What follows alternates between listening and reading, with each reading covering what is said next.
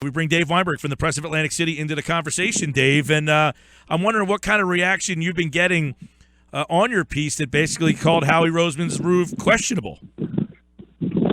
Mixed reaction, Mike. Some people kind of thought, might as well just start the future now. Others were kind of frustrated, like some of the veterans are, that they would sacrifice this season almost to, in the hopes that Carson may or may not turn out to be the franchise quarterback they want. I was kind of surprised, honestly. I thought it would be more in favor of Carson starting now, but there are some long-time older Eagles fans out there who, quite frankly, don't know how much longer they're going to be alive, so they want to see a championship, before they're too old to appreciate it. Right. They want to fast forward this thing as fast as they can to get to the promised land. But, I mean, in reality, Dave, was this move too good to pass up? I guess so. I mean, you're getting a first-round pick back, and that's something that wasn't going to be offered. I personally don't think it was the right move, but I can understand why they did it. They want to get back that pick with the draft being in Philadelphia next year. That's a lot of hype that comes with that, so they wanted to give fans something to cheer about, come next April. But I'm just of the opinion that I thought Sam was due for a really good year, and I think he still will. It's that they'll be in Minnesota for it, and you and I both agreed on that. We both felt that Sam was going to have a pretty good year. But I guess, the question is, they weren't winning the Super Bowl this year with Sam, and how long was Sam going to be here? That's true. But, if that was the case, then why didn't they just not re-sign Sam or trade him before the season started? Why are they waiting till now to do it? Were they trying to trade him in the offseason and didn't get any takers? Maybe so. But, why is there a taker now and there wasn't before? I guess because Bridgewater circumstances, got hurt, right? So, but there were other teams that needed quarterbacks, Denver being one of them, and they didn't really seem that interested either. But I don't know. I'm just of the opinion that I thought they had a chance to win the NFC East, and like you said, they probably weren't Super Bowl contenders, but stranger things have happened. I don't see any really, unlike some past years, I really don't see any dominant team in the NFC this year. And I thought maybe if you get into playoffs, you might be able to pull a surprise or two. But now that's all out the window. They have no shot. Yeah, I mean, I agree with a lot of the premise. I was interested in seeing how Bradford performed. I thought they had a shot. But let me ask you this. The question I really asked in hour one was, this team was 7-9 last year.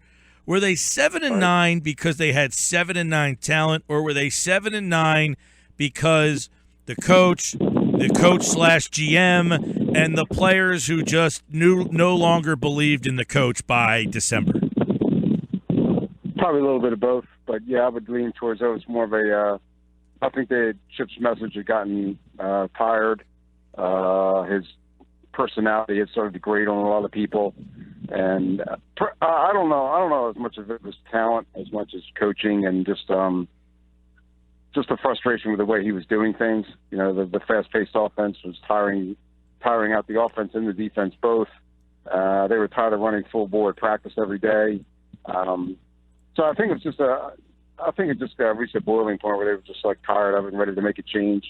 I personally thought they had better talent than a 7-9 team last year, though, if that's what you're asking.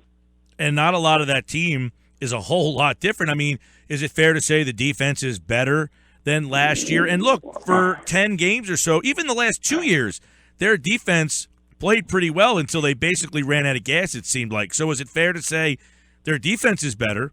Their offense is virtually the same personnel. They got Brandon Brooks at right guard, who's probably an upgrade over what they had last year. The one big difference is Carson Wentz. I'm not ready to say the defense is better. Like you said, they were pretty good the last 2 years, so what makes you think they're going to be better than that? I mean, just the fact that they're slowing down, and Jim Schwartz comes in with a lot of with a justifiable, lofty reputation as a defensive guru, but I still think there's some holes there. I'm not real sold on the cornerbacks. Mm-hmm. I don't know if what makes Leotis McCollum better than Byron Maxwell.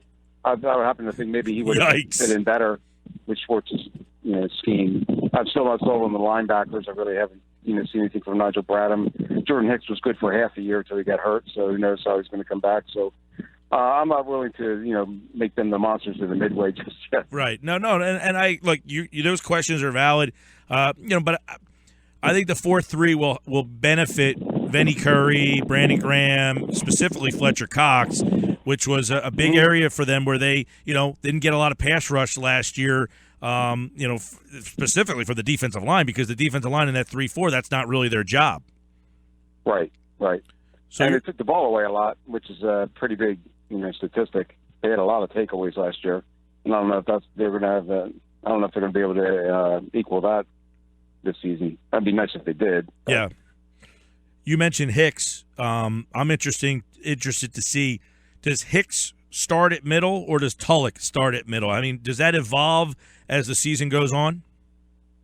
I think Hicks will be the starter to start the season. I think they're still waiting for Michael Kendricks to show what he can do.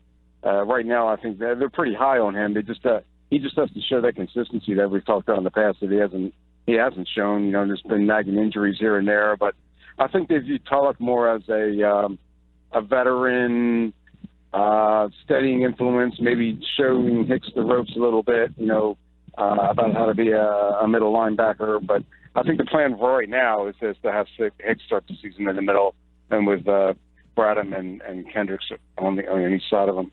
Talking with Dave Weinberg from the Press of Atlantic City here on the Sports Bash 97.3 ESPN. Dave's covered the Eagles long time, and, you've seen a lot of different quarterbacks. I mean, it seems like they've had a different quarterback, every year since McNabb has left. Only a handful of times as we've seen the same quarterback. What impresses you about Wentz that should make the fans or the listeners feel like this guy has a long-term future that the Eagles see? Because what I thought was interesting, when Doug Peterson, Dave, the other day was asked, when did he feel he was ready? And he said, this goes back to OTAs. It almost sounded like they saw this kid at OTA. Go ahead. Well, it almost sounds like when he says that, when we saw this kid back then, we had to figure out a way to play him sooner than later. Well, then why was the plan all along to make Bradford the starter for the whole year? Well, they were so enamored with Carson Wentz. Well, did they think that before they got a chance to see Wentz on the field? They haven't seen him on the field. He's missed the last 3 preseason games. Well, that's what I thought was interesting. He hasn't taken one rep with the starting offense until today. That was what I thought was interesting, though, when he said, when we saw him in OTAs, it was almost like we got this guy, and he's further along than we anticipated he would be. If you say so, okay. I'm not going to buy it, but okay, if you want to. And I do think I think there's a lot of potential there. He seems very sure of himself. He doesn't seem overwhelmed by the moment, which I'm kind of surprised about, considering where he played college football. And he seems very poised, very eager to learn, a quick learner from what the team is saying. And the offense seems ready to rally around him. I know that they seemed they don't want to make him have to win the game for them. They want to be, especially defensively, they want to be as dominant a defense as possible to take as much pressure off him as they can. Because he's going to be good, I think, but he's not there yet, and they're going to need a lot of help to have some success this season with him at quarterback, I think. Yeah, no, and you look at a lot of situations where rookies play. A lot of times they're going to teams that were the worst team in the league. The Eagles are unique that they got the number 2 pick in the draft, but were a middle of the road team. I mean, 7-9, they just missed the playoffs because they were in a bad division. But my point is, they weren't a 3-13 team or a 4-12 team. The quarterback is not going into a situation that is in complete disarray. But it sounds like people think this team is in complete disarray. Well, I don't. I think you're looking at a 4 or 5 win season, to be honest with you. I thought they were maybe an 8-8, 9-17 with Bradford here.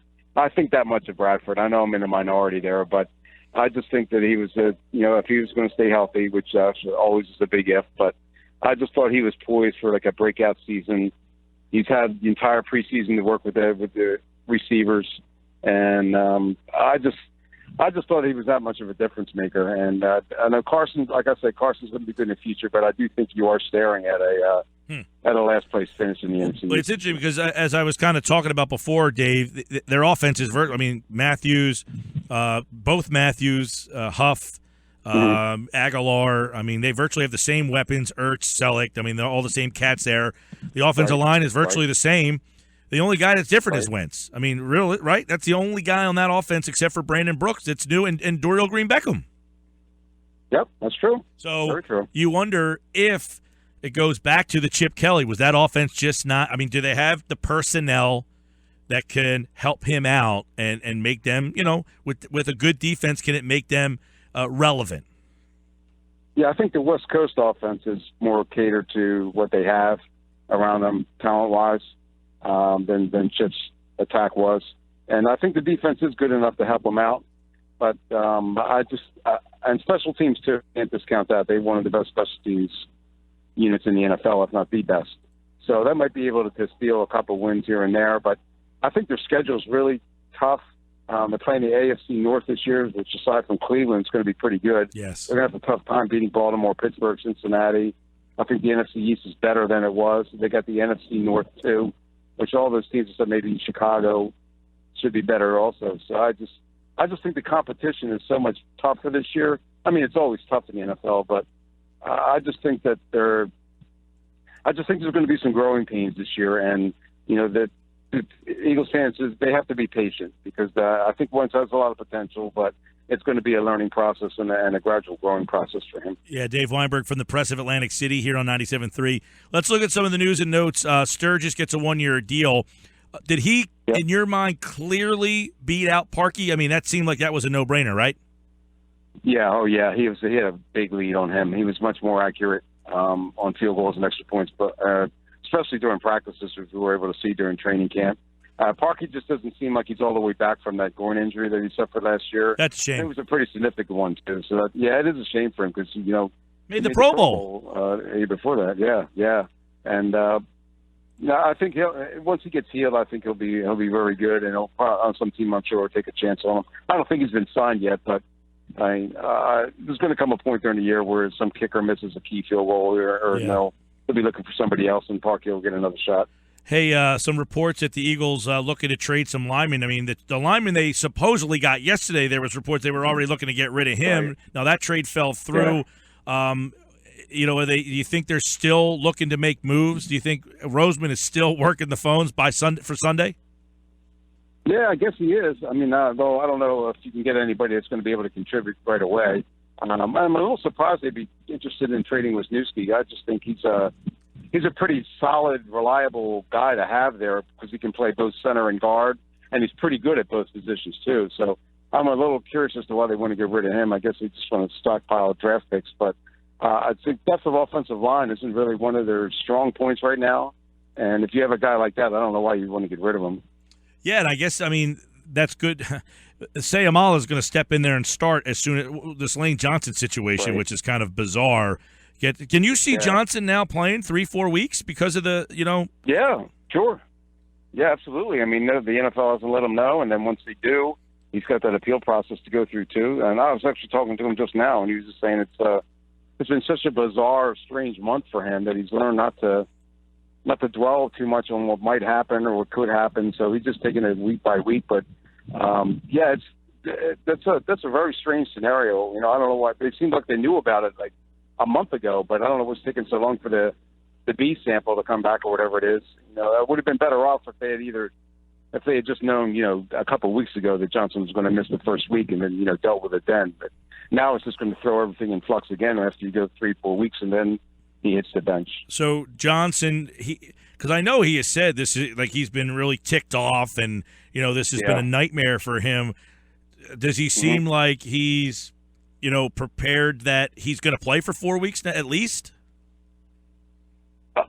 I wouldn't say. I don't think he's looking that far in the future, but I know he's prepared for Sunday, and that's kind of like the way he's approaching it.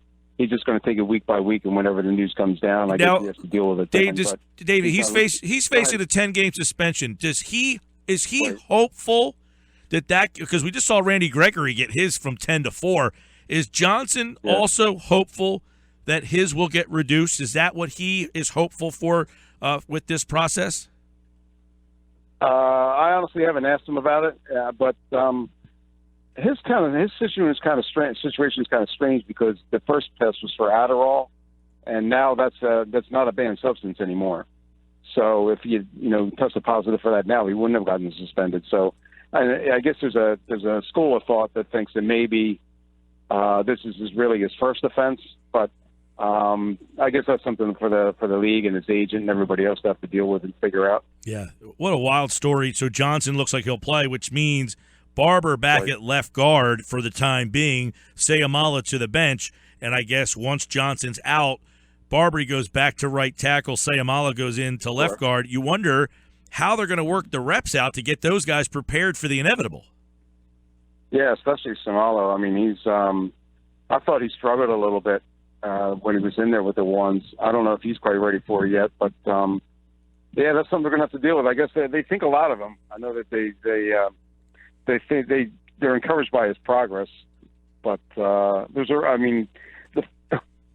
fact that they think Barber's better at left guard and they want to wait as long as possible to put Isaac out there, that tells you that maybe they have some reservations about it. But whenever Lane's suspension, if and when it comes, they're not going to have any choice, especially if they get rid of Wisniewski. I personally would have put him out there instead of Samalo, but they know more than I do. Dave Weinberg, Press of Atlantic City. Why'd they trade Eric Rowe? What did Peterson say about that today? He just said that he's an opportunity to, the usual statement. He has the opportunity to play somewhere else, get some playing time. He was only going to be like the fourth or fifth corner here, was what Doug said, which I find puzzling because I was really high on Eric Rowe after the end of last year. Yeah, I thought he really made a lot of progress, and I thought he played pretty well.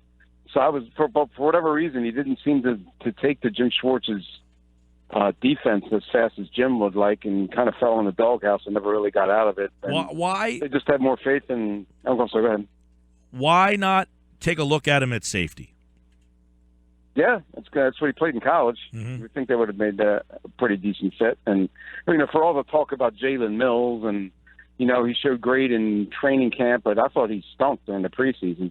So if you're going to give me a choice between keeping a second-round pick from last year and a seventh-rounder from this year, I'm taking Eric Rowe. But I guess they thought enough of Jalen's potential. I guess he was going to be like a third or fourth rounder if he hadn't gotten in some trouble in college. But I just found it pretty puzzling that they would opt to keep Jalen Mills. And now there's talk about elevating C.J. Smith from the practice squad to the active roster to give some depth there. Although I'm not sure that's going to happen quite yet. The roster's only at 52 players. I would think they might consider signing a third quarterback just to have one. So I'm not so sure that CJ is going to be on the active roster anytime soon. Hey, are they scaling this offense back for Wentz from what they would have done if Bradford was playing this week? They say no. They say the playbook hasn't changed. It'll be different because Wentz is a lot more mobile than Sam was. But I have a hard time believing that because I thought Sam was he seemed like he grasped the offense really quickly, seemed to be really in sync with the receivers and everybody else. And that's what's going to take Carson some time to develop that chemistry. He didn't have any of the preseason to do that, or training camp for that matter, because he was just throwing to guys who are on the streets now. So he hasn't had a chance to work with Josh Huff or Jordan Matthews or those guys. So I think that's the biggest adjustment and the biggest thing they're going to have to make in the playbook. They got to make sure that they give plays that Carson's most comfortable doing, things that fit his skill set a little bit better, I think. I want to ask you about a guy that I haven't heard his name mentioned from anybody the entire preseason, and that's Benny Logan. Moving positions, kind of, sliding down the line a little bit. Is this defense a good fit for him? Will he be? Because I haven't heard anybody give me anything on him. Well, maybe that's a good thing. You haven't heard anybody talk about him because he hasn't made any mistakes. But I think actually he's one of the more underrated guys on this team. I thought he had a really good start to his career as a nose tackle. And I don't see how he claims that he played in a 4-3 in college anyway, so it's not that big of an adjustment to him. And so far, I mean, he hasn't made any glaring mistakes. He hasn't made any spectacular plays, but maybe that's what his job is. I think he's going to try and maybe free up as much space for Fletcher as he can, occupy as many blockers as he can. He's more of a run stopper anyway. So the fact that he hasn't got any sacks, maybe that's why people haven't been talking about him. But I think he's going to be pretty good. Paul Turner didn't make the team. What's that? Paul Turner didn't make the team. Yeah, how about that, huh? I can't tell you how much flack I heard from people. Oh my gosh, how can you be? I said something like, Paul Turner's growing trees and you can get him every year. Yeah. Oh my gosh, did you see his punt return? Did you see this?